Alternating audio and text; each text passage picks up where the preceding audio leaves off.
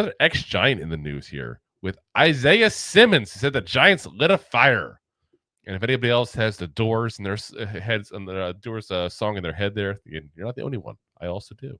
Yeah. Come on, baby, light my fire. It's the second Doors reference I had today, actually. Somebody was looking for somebody at my job. They're like, do you see Johnny Morrison? I'm like, I know Jimmy Morrison. I was in the car with the chauffeur today, and Riders on the Storm was the playing. Car with the chauffeur. You make it sound so luxurious. Oh, the chauffeur driving around the city today. One more stroll around Central Park. Yeah. But the Riders on the Storm, right? When it's like that little like in the middle. Are we listening to jazz? I'm like, it's Riders on the Storm. Yeah. Doors are awesome. Who would have thought an organ in rock music, and it works. Anyway, back to Isaiah Simmons here. So he's now obviously with the Packers, guys. Those who missed where he signed this offseason, he's with the Packers. He talked to the media there after one of their OTA practices, and it was interesting because towards the end he did mention the Giants specifically, but he talked about his time in the NFL as a whole. I thought his comments were kind of interesting. He said, I think really what I ran into most of my career is everybody wants me to do everything, as opposed to letting me get really good at one thing first. I fully believe in Haas, and it's the defensive coordinator, Jeff Hoffey over there, his plan. He's letting me just lock in and learn a small portion first before even thinking about expanding to anything else. That's something I really appreciate because I never had that opportunity to really just hone in on one position. That's been huge for me.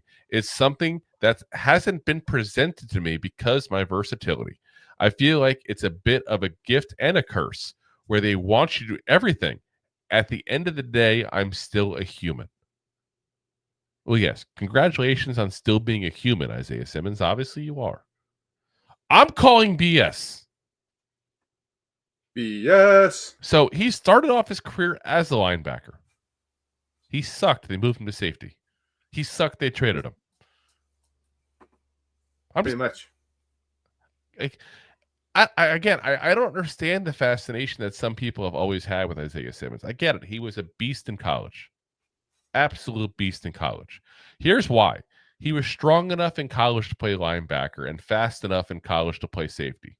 He's neither one in the NFL. He doesn't fit. He has no home. Watch him be great with the Packers, and I'm proven wrong. But I'm just saying, I've been saying that for years. Remember when we traded for him? You and I both said that. Like, he's positionless. He's used Swiss utility knife, but it's not a sharp knife, and a corkscrew never works. Yeah. There's people who are multiple position players and people that are positionless. He's positionless. Yeah. He doesn't fit anywhere because he's not strong enough to play linebacker. He's not strong enough to be a pass rusher. He's not fast enough to play safety.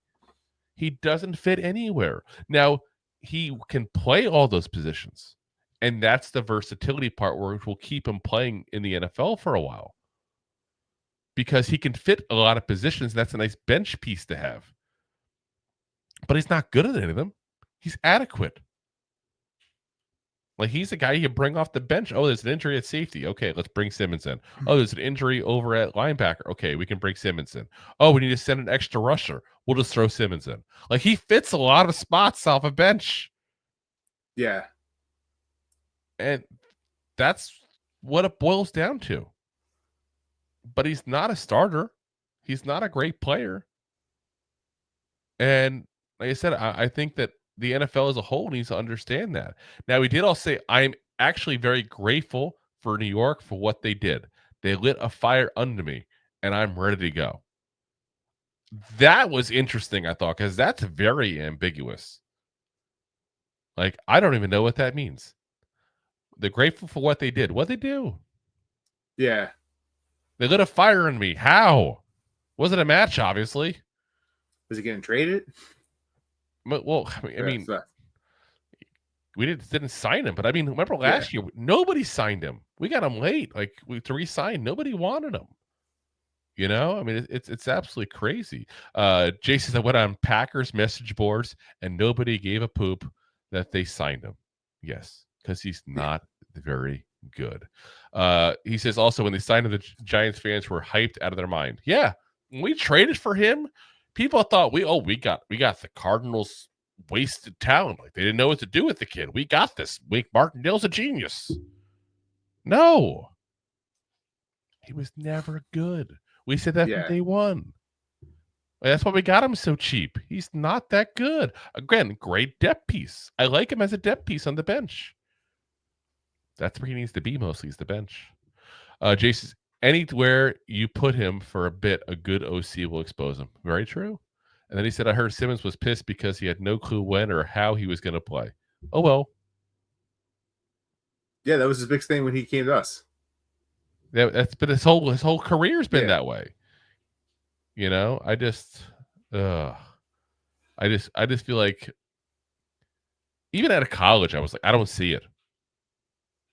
And it's exactly for the reasons I listed. He's too slow to play safety, and he's not big enough to play linebacker. So I'm going to say this to him. Pick a position yourself. Yeah. Bulk up and play linebacker, or speed up and play safety. And it's probably easier to bulk up, to be very frank. Probably. Like, he's probably better off as a linebacker. So go hit the gym, bulk up, and stop worrying about what happened in the past with teams you're not even a part of anymore. And go try to make something of your career. Because you're just, right now, you're going to be a career backup, and that's it. Don't get me wrong. You'll make some good money as a career backup. You already made some good money. But if you really want success, that's what you need to do, is pick a position yourself and stop blaming other people. Take accountability, goddammit. Yeah. Thanks for watching. Like the show? Of course you do, or you would have turned it off by now and not be hearing me. There are plenty of ways to support the show. YouTube is the best place to join us, and we offer memberships there with fun benefits like custom emojis and early access to video clips. Of course, there you can also send super chats and stickers to send one-time support payments. The best way to support the show is to buy these drunk idiots beers at buymeacoffee.com/2giantgoofballs. Along with one-time support payments, there are also monthly plans, so you can continue to help kill their livers each month. You can also show people that you are a goofball by visiting our store at 2giantgoofballs-shop.fourthwall.com. We got everything from shirts, hats, phone cases, funny candles, buttons, stickers, and even a 2 Giant Goofballs towel to dry off your goofballs. Of course, you can always support the show for free by simply hitting the like, subscribe, and share button wherever you are watching or listening to this. Hit the thumbs up on YouTube. Leave a 5-star review on Apple Podcasts. It helps the show tremendously, and quite frankly, the Goofballs suck at marketing and need your help to get the word out. Thank you for being part of the Goofball Army and for taking the time out to support the show. If you like that clip, then you will love the full episodes too. Find us on your favorite podcast app and look for us on all your favorite social media platforms. Thanks so much. Please, I'm begging you. Please.